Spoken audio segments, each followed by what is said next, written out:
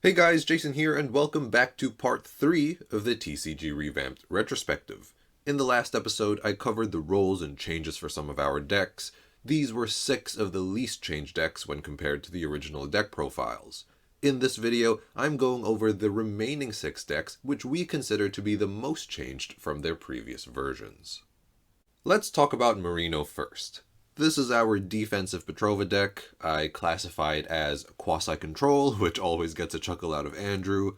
I realized it was very hard to play control without fire, so we tried to make up for this by adding more threats and discard to give the threats safe passage.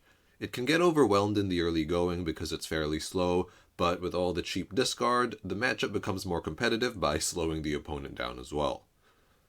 From the first version, we removed a lot of the non-synergistic cards like Bloody Skeeto and Call on the Oracle, and we of course cut it down from 50 to 40. Again, I wouldn't call this a true control deck because it feels a bit fragile compared to your average control deck. It just doesn't have as many ways of removing creatures as the others do. The lack of mana ramp really exposed this deck, so we removed the Lost Soul, a Petrova, and a Clamp to make space for a playset of Cloned Nightmare. I think this really opens up the mana curve. I know Andrew's going to be like, Clamp is a 4 or nothing card, but I think Cloned Nightmare is basically Cranium Clamp, so he'll have to give me a pass. To be honest, a big learning from this whole project is that it's super important to decrease your reliance on hitting specific cards at specific timings. For example, in Duel Masters, turns 3 and 4 are very crucial turns for generating advantage, and this deck does that by drawing cards or discarding the opponent's cards. Without Cloned Nightmare, the only advantage generating play on turn 3 is Aqua Hulkus. Combine that with the relatively low water count, that's a super tight curve to hit.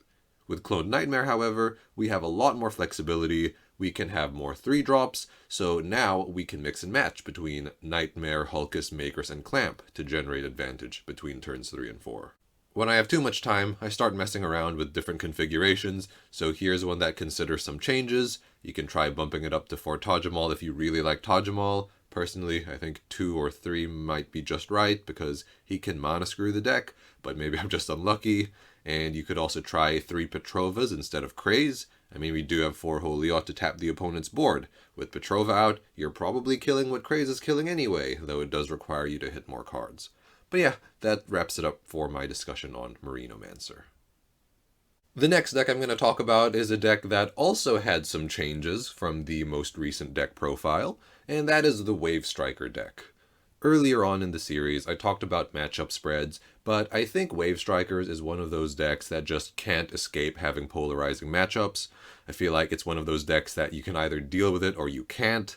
And with the exception of maybe Rush, I feel like it can control the faster decks really well as long as it doesn't brick, and then it loses to control.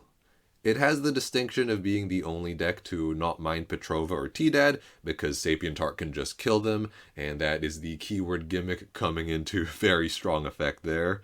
Best of all though, this deck hardly uses any stable creatures, which I love. The big change from the first deck profile is obviously the inclusion of Darkness and Soul Swap.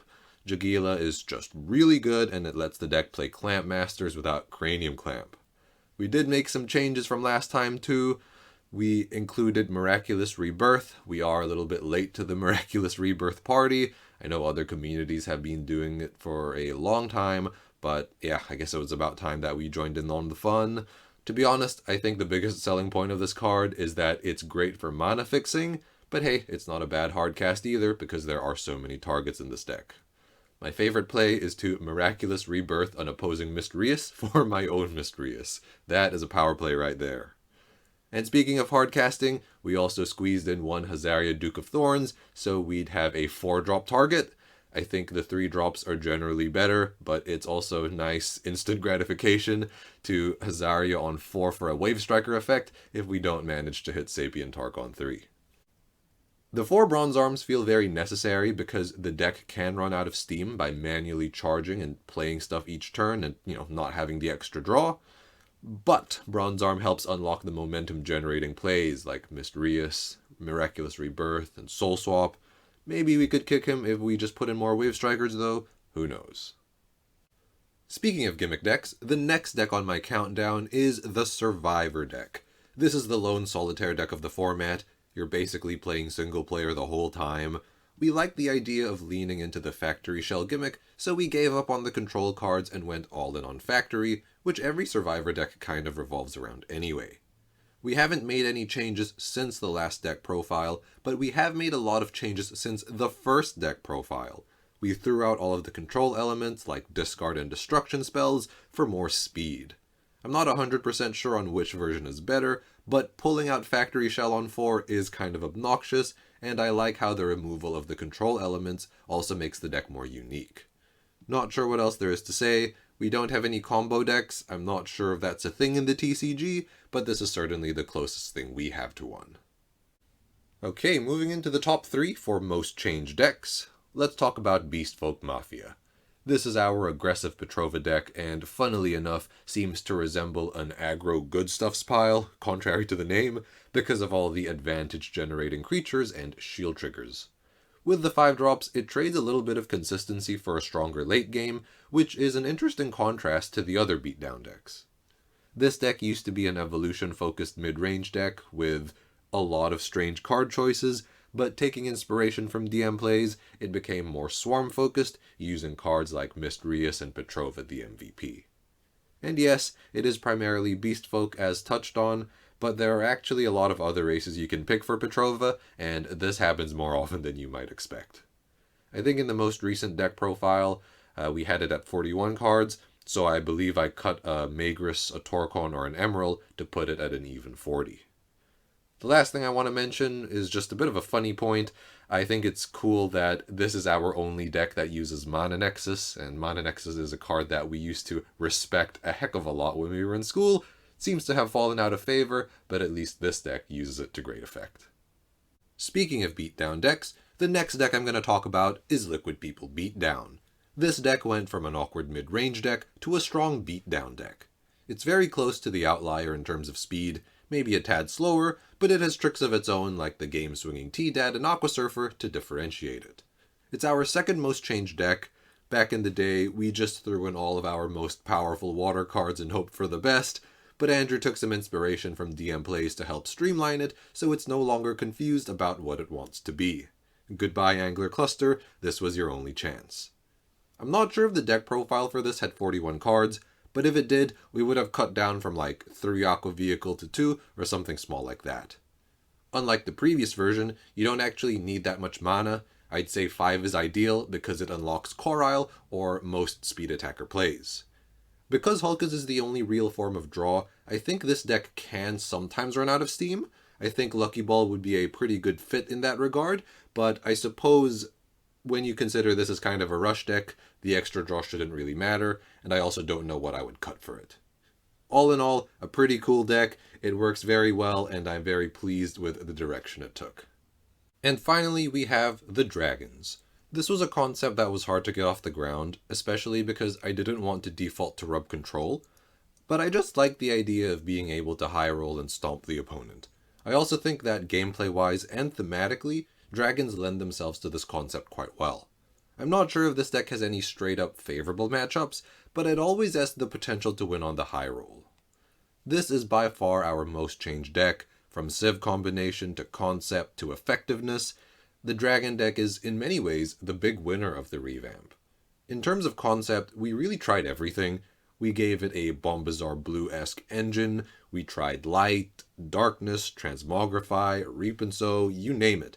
And for a while, we were resigned to the idea that we would never get Bejeweled off the ground, until I had an epiphany. Typical decks find their strength in properly utilizing advantage-generating cards. But with concepts like Dragons, you'll never be more consistent than your typical Good Stuffs deck because you're having to balance your utility creatures with your clunky creatures. But the thing these concepts do have is the insane top-end potential. Triple break, burn 2 mana, stuff like that. So we just shifted our mindset to, let's build something that can brute force a win by running hot enough. The first major change was the selection of dragons. In the past, we put a lot of emphasis on Bejeweled, so we used the cheapest Evo bait possible, Melgar's and Regarian. Turns out, running stronger Evo bait makes for a stronger deck. Some of the most successful evolutions in the TCG are successful because their Evo beta is already good. Think Beast Folk, Liquid People, Initiates, Guardians, and Hydrus. And this went hand in hand with the second major change, which was redoing the engine. Instead of relying on cards like Hulkus and Stream to generate advantage, why not hit two birds with one stone and put Valerica front and center? It perfectly fits the theme of the deck, and it generates card advantage. We then scrapped water entirely and filled the deck with mana ramp so we could focus on spamming large threats. The heavy emphasis on mana ramp also meant we didn't mind the new Evo baits being a bit more expensive. So yeah, we go hard on the ramp and it's Valerica or bust. It's not the most consistent thing in the world, but there's always a chance if you run hot enough. You can also steal some wins with T-Dat if the opponent isn't careful. As for changes, we dumped one Dolzark and the Jagalzors for the 4th T-Dad, 2nd Baz, and Galklife. The Jagalzor cut was another case of Damien and I ganging up on Andrew. I think Jagalzor does have its merits, but it's not really that useful most of the time, especially since you can't activate Turbo Rush when the opponent is on 0 shields. And the 4th Dolzark wasn't that necessary, especially since you can search him out with Valerica anyway. The 4th T-Dad is just to fight Cranium Clamp better. All the decks running Clamp run 4, or in the case of Mourinho, more than 4, so T-Dad makes it a fair fight. Then the extra Baz because, well, Baz is just really good, especially when you can cheat it out with Coco Lupia or Soul Swap. It's also a real speed attacker unlike Jagalzor. And the Galklife is just a cute tech. Tajamal can be problematic for this deck, so Galklife, like Dolzark, deals with him. Again, some people really like Volcano Charger, so here's a configuration of the deck that trades one of each ramp for some Volcano Chargers. The other one is our go-to version, however. That brings us to the end of our deck coverage. The changes we made were intended to make the decks better, and seeing some of them change so drastically was wild. I feel like they really lived up to the Revamped name. In the final episode of the Retrospective, we are going to talk about the takeaways from the project.